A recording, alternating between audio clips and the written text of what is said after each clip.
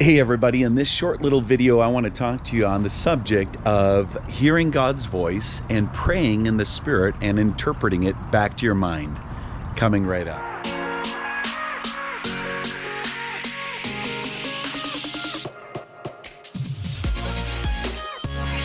Hey everybody, huge favor right below me, click subscribe, give us a big thumbs up, check out our website, sharethefire.org. We have tons of resources there, many free resources as well that'll greatly bless you. But today I want to just talk to you for a few minutes here, just for 5 minutes, on the subject of the voice of God.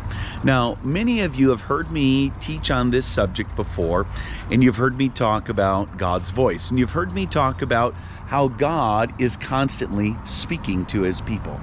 He is constantly speaking to us. Well, one of the ways that we can hear God's voice is by praying in the Spirit and interpreting it.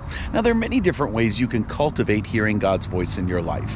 One of the ways you can do it is by prayer. You can do it by waiting on the Lord. You can do it by meditation on his word. You can do it by studying his word. You can do it by journaling. You can do all these different ways by which that God can speak to you. And however, one of the ways that you can do it, and many of you have heard me share on this subject out of 1 Corinthians 14 and 15. Now, many people don't understand that Paul was a rabbi. And so he taught as a rabbi, just like Jesus did. And the way they taught is that they always taught in twos. That's why Jesus taught about sheep, goats, wheat, tares.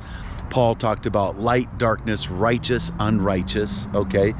Also, we see the same thing. That's why Paul, when he talked about tongues, he talked about praying in the Spirit, and he talked about the gift of tongues. They're not the same thing. Otherwise, why would 120 people have the gift of tongues in the upper room? It doesn't make logical sense. Not one interpretation was given. Not an interpretation was given in Acts 19 to the 12 that received and spoke in tongues. Not an interpretation was given in Acts chapter 10 to Cornelius at his house.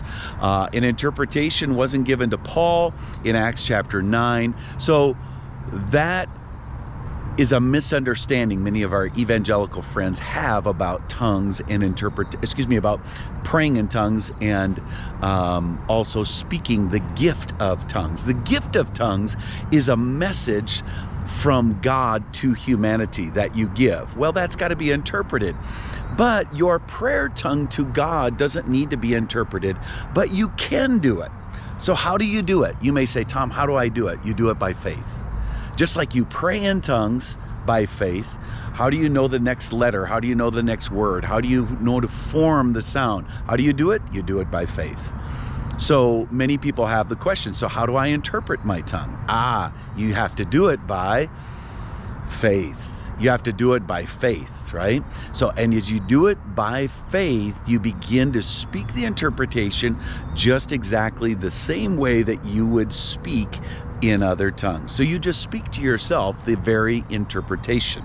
So you can do it right now 100% by faith. And it's just like the Lord showed me years ago. It's exactly like the internet. The internet flows in a cable. It flows through a cable. Now get this, the upload also flows through the same cable as the download. So just because you download something does not mean that the upload is not working, and vice versa. The upload works through the same pipe. Guess what? The same prayer tongue you can pray to God, you can also receive the interpretation back to yourself. How do you do it? You do it by faith. And you can begin to interpret back to your own mind what the Spirit of God is speaking to you. And you can begin to practice this on you. And you can begin, you don't have to use Elizabethan English. You can use modern 21st century English, right? And so you could, or whatever language you speak, all right? So you got to do it though by faith. You don't wait on the Lord, you just do it. Just like you pray in tongues. I will. 1 Corinthians 14:15, I will pray with the Spirit. I will pray with the understanding. So I pray this blesses you today. We love you guys. Bless you. Don't forget, right below me, check out our website. Go there, email us, and we'll let you know when we're coming near you to minister. Love you guys. Bless you.